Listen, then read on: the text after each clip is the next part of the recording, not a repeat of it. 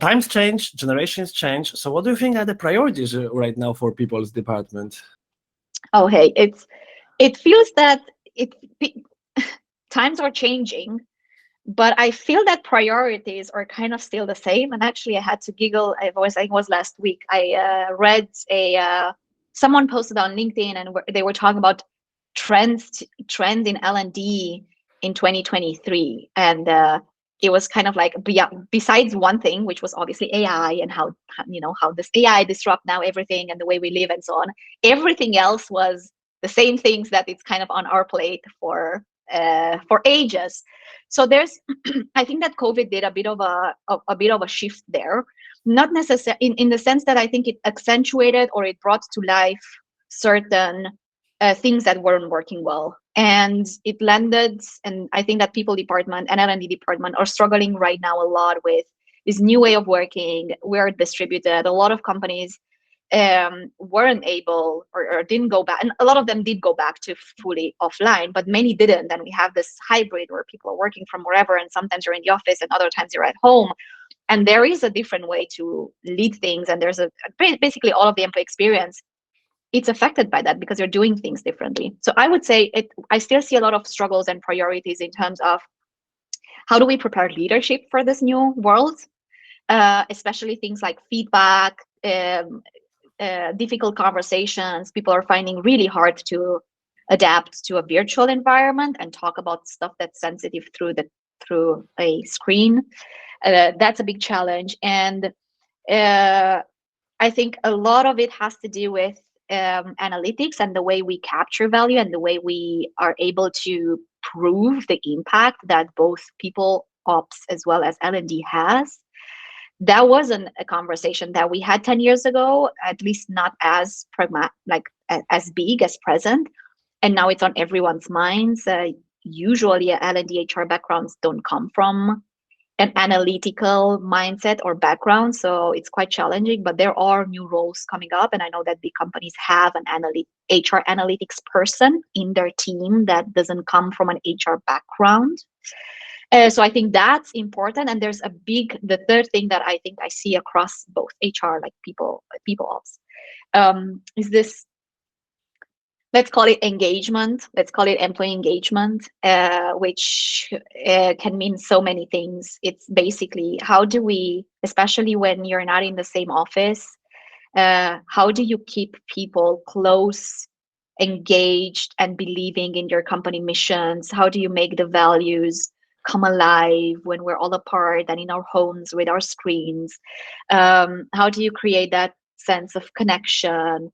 How do you break boundaries and make sure that people are feeling less lonely? So the whole work, it's kind of a new dimension of, we need to, and it feels weird to say that human resources has now needs to think about the human behind the resource, right? But I see a strong challenge there. Humans, with everything that they bring, their lives, their challenges, well-being, diversity, inclusion, there's just much more mindfulness and need to look at. I think we talked about before the recording, this system thinking, like, go back a bit and look, who are these people, who are they, how can we support them, what's happening in their life, and how do we look at the whole company as a whole ecosystem to make sure that they're thriving there and they're being productive. So I think those are kind of things that I see. There's a lot of leadership in this new world. There's a lot of engagement, and how do we take care of people, and how do we measure our impact? I very much resonate with more human in human resources. I love it. I also feel the need for more more human in human-centered design. This is another place there we go. For a human. This is like super. So do you feel that HR or people departments get finally more of a strategic seat? Yes, yeah, I do, and I think it's awesome. There are some shifts from people I talk to through my communities, etc. There was talk about HR and especially L&D, seat at the table, strategic. How do we link the way we work with business? Like, that's not new, except that now there are actually some action set in motion. There's some change that's happening beyond the chatter that kind of was around for the past couple of years.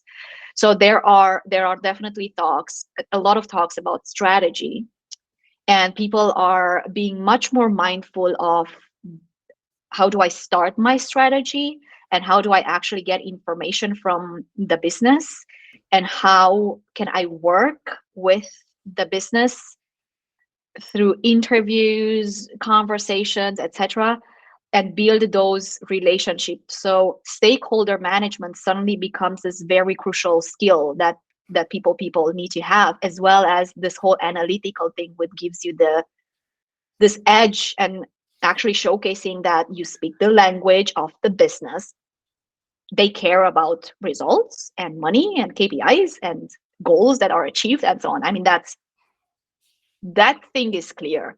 So we were usually somewhere in our tower talking about learning, right? So now we need to come down that tower and start talking about the same, like performance and KPIs and impact, and how does that reflect on the numbers that managers and C-suite and execs are looking at the end of each week, each month, each quarter, and so on. So that's exciting, but that brings challenges, because it's hard. It's hard to make that shift and make that change. But L&D professionals and people professionals are trying. They're at least aware that it's important, and they cannot not do that anymore. So they're really putting themselves out there, and it's great to see how they're kind of like, I need to learn. Where do I go? What do I do? Yeah.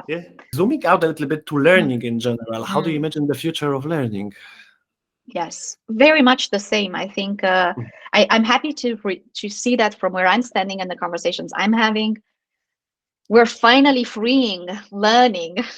I feel that it felt so, and I was very much the same. There was this, as L&D professionals, we have this tendency to go to, there's tools, there's certain ways we need to put programs, we need to create stuff, deliver it to the people, and then if they don't think it's valuable, we need to kind of market it more and try to. And for some things, that still stands correct. But learning is happening. How do we understand where is it happening and how is it happening? How do we nurture what feels like it's this learning that roams around? And I'm constantly thinking that there's a lot of conversation about subject matter experts and expertise and so on. And I can't help but think that we're all experts and we're all newbies or novices at something.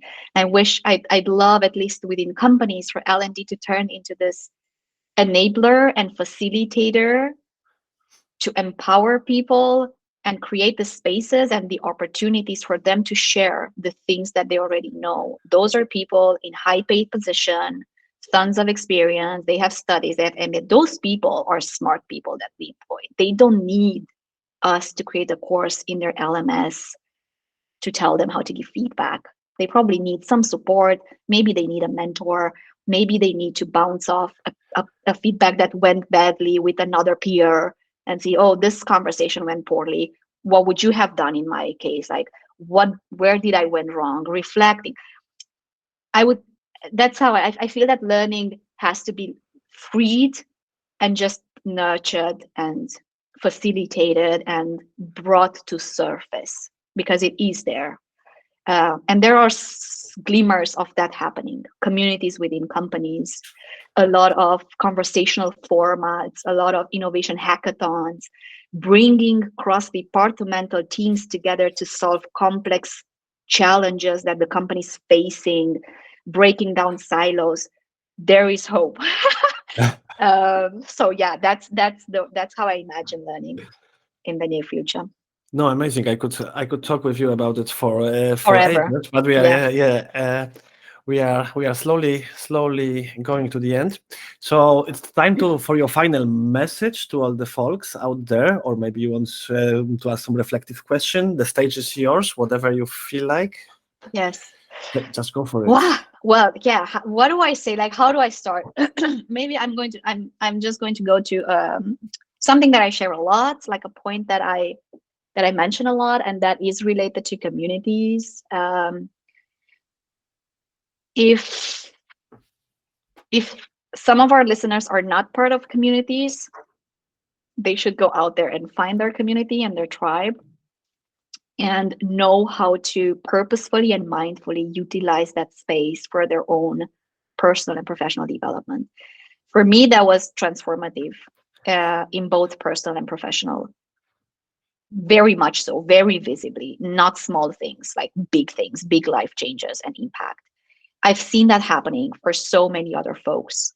If they show up and they give, good stuff will come their way. So for me, I guess that's the message. Find your tribe and just have fun learning with them, connecting with them, and being a bit bolder every day in your action.